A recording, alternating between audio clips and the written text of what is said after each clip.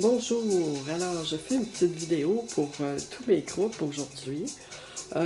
Donc pour les personnes nouvelles, ne vous en faites pas, je vais peut-être expliquer les choses là, qui vont vous être un peu, qui sont, bon, sont moins connues pour vous, là, mais ne vous inquiétez pas, j'ai prévu un programme, j'ai prévu une activité pour vous. Là. Non.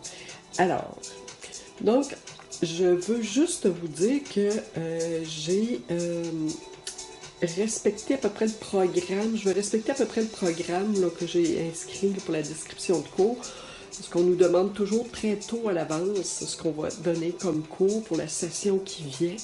Alors, c'est ça. Donc, j'ai ajouté quelques éléments que je vais vous expliquer. Les personnes qui sont plus habituées de travailler avec moi, qui ont des projets personnels, qui ont déjà commencé, qui veulent terminer, surtout pour notre exposition qu'on va avoir des élèves, donc, je mettrai l'accent là-dessus, mais je vais quand même vous laisser faire l'activité si vous voulez. Donc, vous amenez une toile quand même pour ça, là, vierge, là, pour qu'on puisse travailler. Alors, c'est ça. Sinon, écrivez-moi, expliquez-vous, puis on va s'arranger. Alors, voilà. Donc, on va toujours pratiquer notre fondu de couleur. Alors, donc, on va toujours pratiquer ça. Regardez comme si on regarde cette peinture-là. Ben, j'en ai du fondu de couleur ici. J'ai des textures. Alors, ça, c'était ma ville que j'avais faite, que j'avais transformée en abstraction. Donc, c'est ça. Alors, écrivez-moi si vous avez un projet personnel, mais moi, c'est certain que pour la session de printemps, ben, je vais entrer avec le travail au couteau, avec l'abstrait. Donc, ce ne sera pas du figuratif, ça va être de l'abstrait. Je vous avais montré un peu comment faire des personnages pour vos villes, d'une façon très rapide. Ça nécessite de la pratique. On sait que la peinture, de toute façon, nécessite toujours de la pratique. Alors, c'est ça. Donc, je vais vous montrer une technique couteau à pratiquer pour une peinture abstraite. Donc, on va faire dans le livre de Rolina Van Vliet, peinture abstraite et des projets techniques, le livre que je vous avais déjà parlé. Ça, c'est un livre qui est en français. Donc, c'est ça, on va faire ce projet-là. C'est la peinture rouge, orangé, jaune. Donc, on a des fonds de couleur, mais on a du travail au couteau ici. J'ai sorti aussi une autre peinture à faire. Ça, c'est des couches accumulées, l'une par-dessus l'autre, avec des couleurs différentes. OK? Là, j'ai une palette restreinte de couleurs ici, ce qui facilite les choses pour faire la peinture. OK? Qu'on soit au couteau ou au pinceau, là, ça va faciliter les choses. Ici, donc on pourra le faire comme deuxième exercice. Donc ça sera probablement pour mes débutants. On va regarder ça. Je vais peut-être avoir d'autres idées de projets. De toute façon, c'est ça, je suis en train de travailler. Je veux juste voir avec vous ce que vous avez envie de faire. Je veux vous rencontrer, parler un petit peu avec vous. Comme ça, ben, je peux plus établir mes activités plus précisément.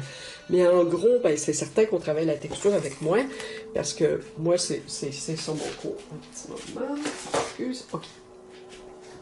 Alors, je vais vous expliquer, bon, c'est ça. Alors, exemple, pour le deuxième projet, surtout, là, ici, que je vais vous montrer avec plusieurs couleurs. Donc, ça, c'est intéressant à faire sur une toile avec un fond et un peu de texture au centre. Fait que si vous pouvez amener une deuxième toile, surtout pour les débutants, si vous pouvez amener une deuxième toile, ce serait bien. On préparerait un autre fond.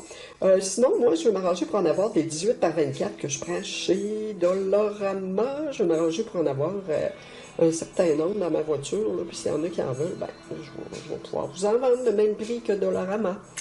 5 $ environ, je crois, là.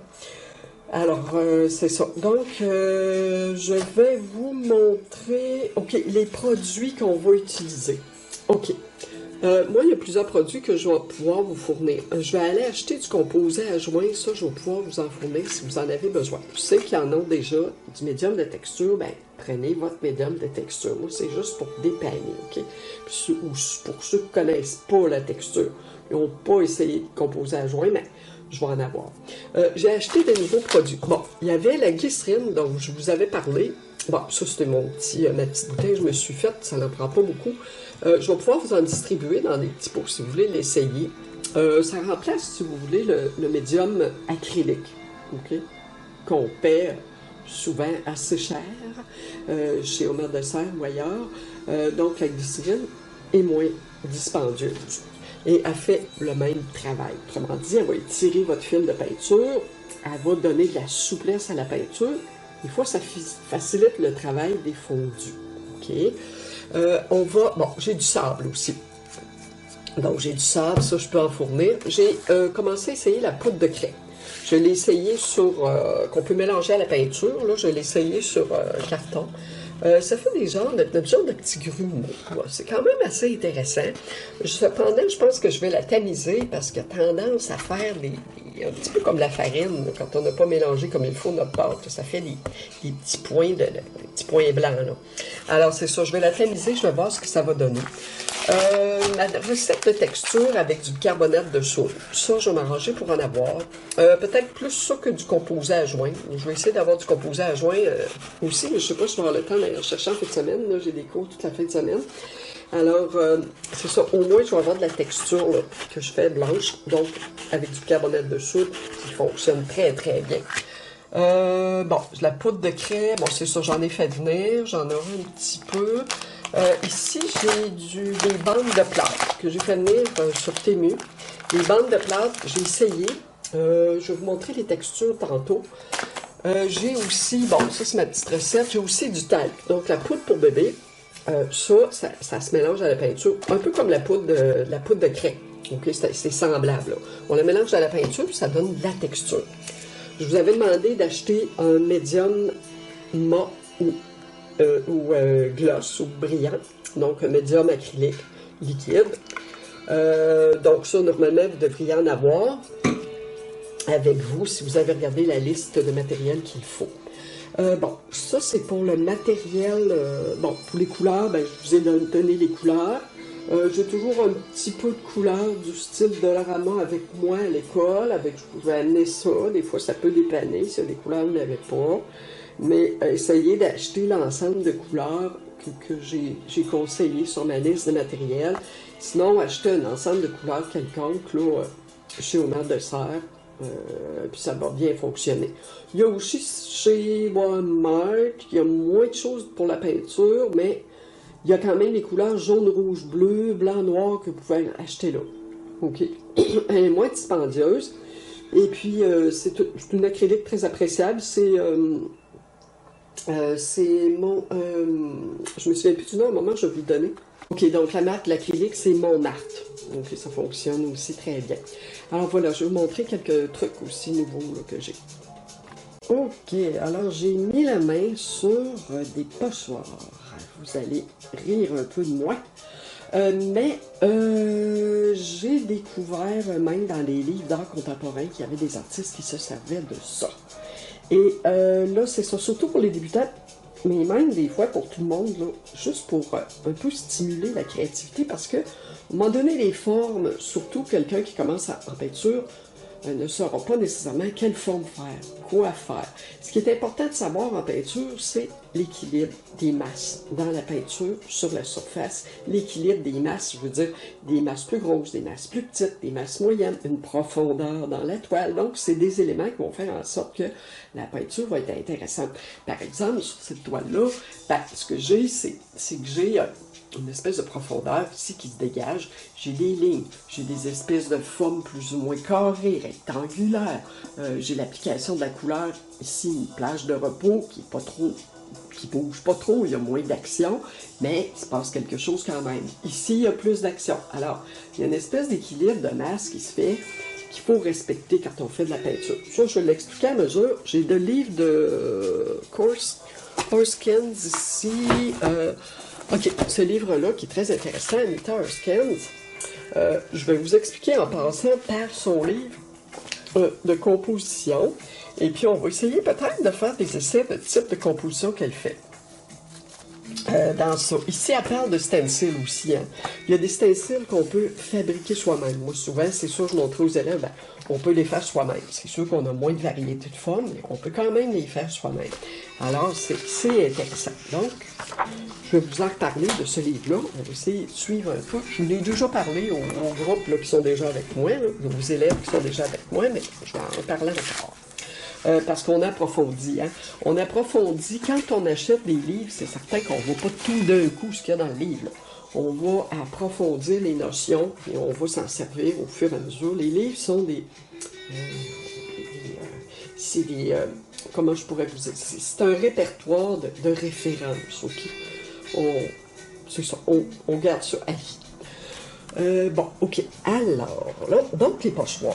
Donc j'ai des formes comme ça, qu'on peut faire. J'ai des formes aussi, bon, ici j'ai des oiseaux. Si vous me dites, moi là, j'ai pas le temps de commencer à pratiquer les oiseaux, j'ai un paysage, j'aimerais ajouter un oiseau, ben on peut faire une application de ce stencil-là avec la peinture, très discrètement, doucement, il va se fondre au ciel, on ramène un peu notre ciel dessus, je pense que ça peut être intéressant. Alors j'ai fait lire ce petit pochoir-là que je trouvais très cute pour vous, puis on va l'essayer, là, ceux qui font du paysage, parce que je parlais de fondu de couleur.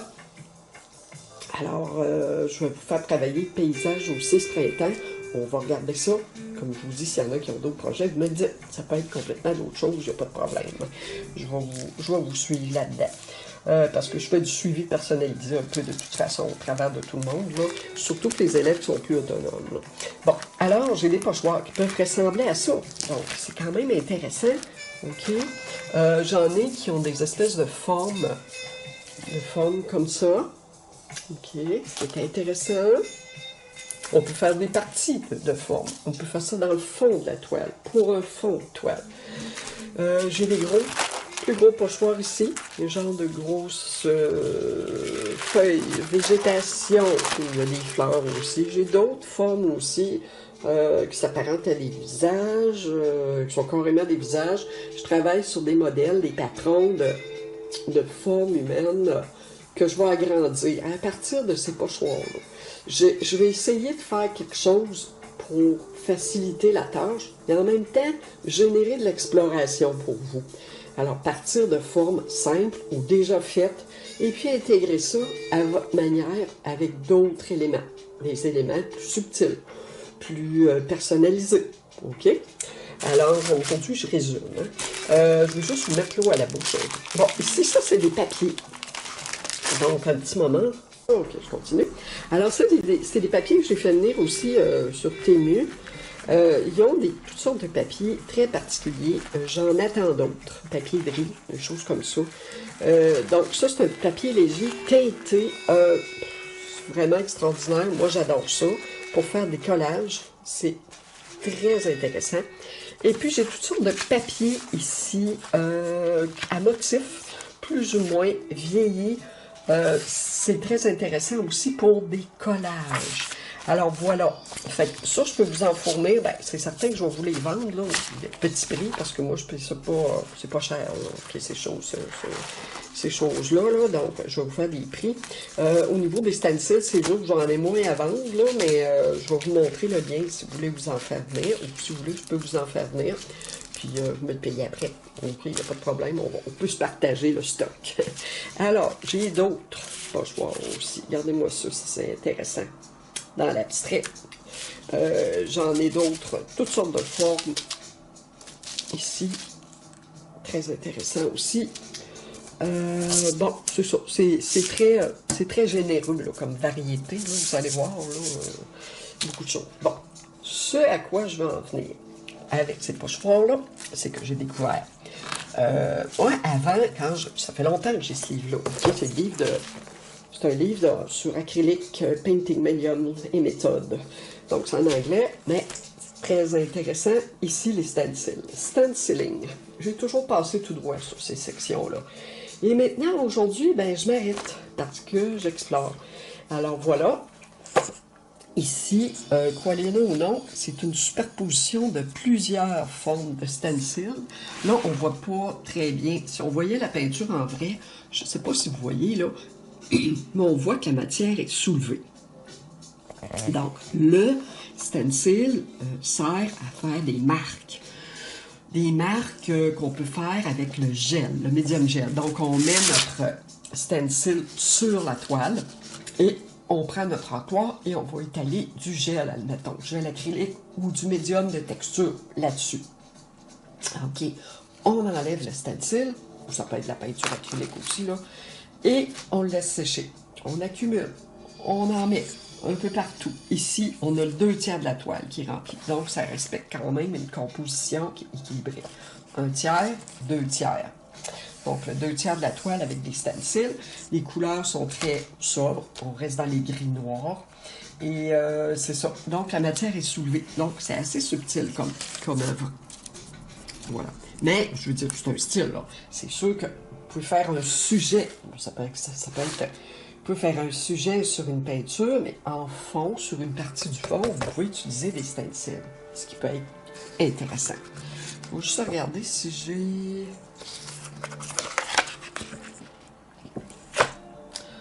J'avais-tu autre chose? Non, c'est ça. Là-dedans, c'est tout ce que je voulais vous montrer. OK. Là, on va le voir encore plus. Le métallique. Un autre livre d'art contemporain, New Acrylics. Ça, c'est vraiment contemporain aussi. C'est tout ce qu'on peut faire avec l'acrylique. Alors, voilà. Ça en est de la texture soulevée.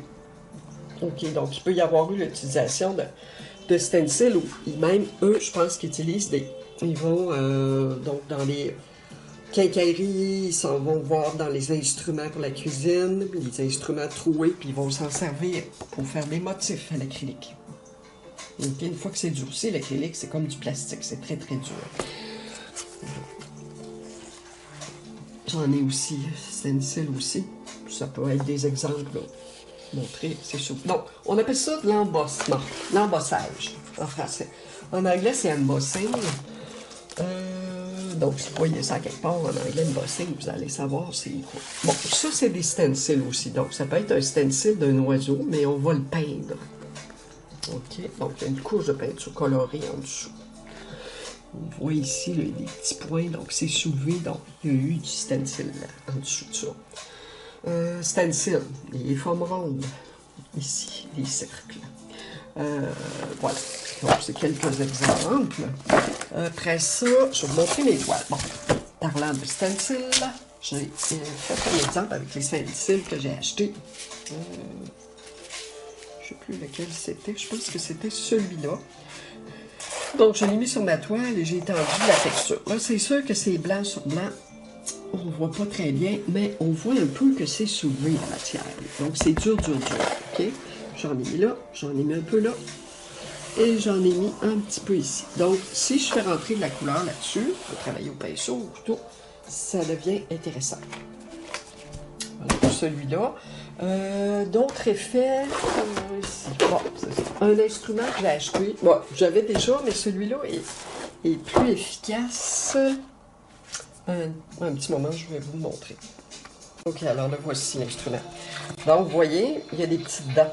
Donc, c'est l'instrument dentelé. J'en ai d'autres, mais avec des dents plus grosses. Mais celui-là, il a des dents vraiment petites, c'est ça qui est intéressant. Donc, regardez. Donc, j'étends du médium de texture et je vais, avec mon instrument, tout simplement, passer mon instrument pour avoir des petites lignes très, très fines. Si je remets un peu d'acrylique de couleur là-dessus, ben, la couleur va s'accrocher seulement sur le dessus des lignes. Donc, ça va donner un effet particulier. Donc ça, c'est bon pour les peintures. La peinture abstraite, c'est intéressant.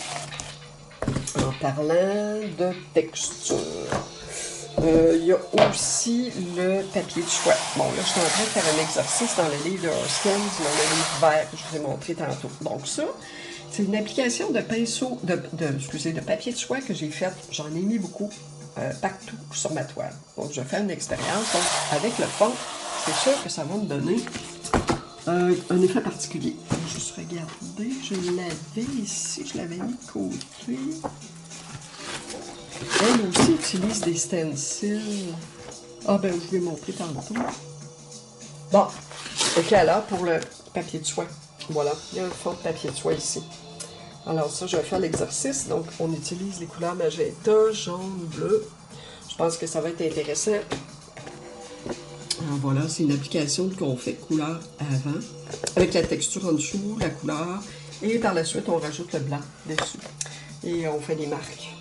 Alors, je vais faire les étapes. Je vais vous montrer ça aussi. Je vais vous faire des démonstrations au cours. Hein? N'oubliez pas ça, là. Je vais essayer d'en faire plus un petit peu, là, cette session-ci. Alors, ici, je voulais vous montrer Bon, j'ai de la bande de plâtre ici. Je sais pas si vous pouvez voir, là. On voit quand même un petit peu, là, la bande de plâtre ici, c'est ce qu'elle donne. Ça devient très dur. Ça se fait très bien. Alors, c'est ça, ça donne des textures intéressantes. Moi, j'avais un médium de texture colorée. Je n'avais plus d'acrylique blanche pour faire ma recette de texture. Alors, j'ai pris l'acrylique ambre dorée de Dollarama. OK? Ça a très bien fonctionné aussi. Je pourrais appliquer un blanc partout si je voulais là-dessus, là, au gesso. Mais je vais le laisser comme ça. Je vais la travailler comme ça. Ça aussi, je vais montrer pourquoi ça va rimer ça. Voilà. Alors, ça, c'est fait. Bon, pour le travail au couteau, ben, une chose qu'on peut faire, c'est, pour commencer, si on veut faire de l'abstrait ou n'importe quoi d'autre, on peut commencer par des papiers collés et travailler au couteau à partir des couleurs qui sont déjà ici. Donc, je vais faire un essai là-dessus. Ça aussi, je vais vous le montrer. Donc, c'est étape par étape. Je sais qu'il y en a qui font déjà de l'abstrait dans mon groupe, là. Ils sont assez autonomes, qui font de la recherche, un peu plus de recherche à ce niveau-là, à partir des livres que je leur ai indiqués ou ailleurs, d'autres références, ça peut être sur YouTube. Pas trop de YouTube, ok, il faut que essayez de me suivre moi sur ma chaîne, pour pas qu'on soit éparpillé et qu'on aille voir toutes sortes de choses. Mais dites-moi là si vous voyez quelque chose sur YouTube, ben, je peux vous aider, mais il faut que ça rentre dans ce que j'enseigne dans mon programme, ok? C'est très important. Alors voilà. Donc là, ce qu'on va faire, y a-t-il autre chose dont je voulais vous parler? Je pense que c'est tout. Je voulais juste vous dire que dans mon groupe du mardi soir, c'est toutes des personnes nouvelles. Je ne sais pas si c'est tous des débutants, mais on va commencer avec le même exercice tout le monde. Donc, vous pouvez amener votre toile, 18 par 24. On va commencer tout avec le même exercice, ça va aller bien. D'accord. Alors, ici. Donc, ça, c'est le projet Tourbillon. C'est l'atelier que je vais donner dimanche. Donc, c'est un atelier 4 heures, c'est de l'abstrait. Donc, on va commencer, on va étaler notre couleur. On met du papier de soie, on met de la texture et on va pouvoir faire notre peinture. On va faire la texture au cours. Alors, ceux qui participent à l'atelier, bien, faites pas votre texture tout de suite sur la toile, on va la faire ensemble. Alors, je vais vous laisser là-dessus. Si vous avez des questions, eh bien, vous m'écrivez. Ça va me faire plaisir de vous répondre. J'espère que j'ai rien oublié.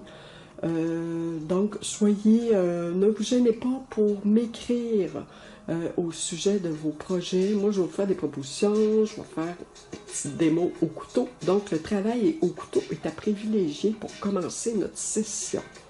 Ça va être important. Alors ça, je vais vous l'expliquer. Je vais vous faire une petite démo. Je vais vous montrer les stencils, comment ça fonctionne. Vous allez vous préparer un projet. Pour les gens du samedi, je sais qu'on a seulement 4 cours. Alors, au premier cours, ben, ceux qui n'ont pas fini leur projet, ben, emportez-le. Je sais qu'il y en a qu'il faut qu'ils travaillent là-dessus dans l'exposition qu'on va avoir.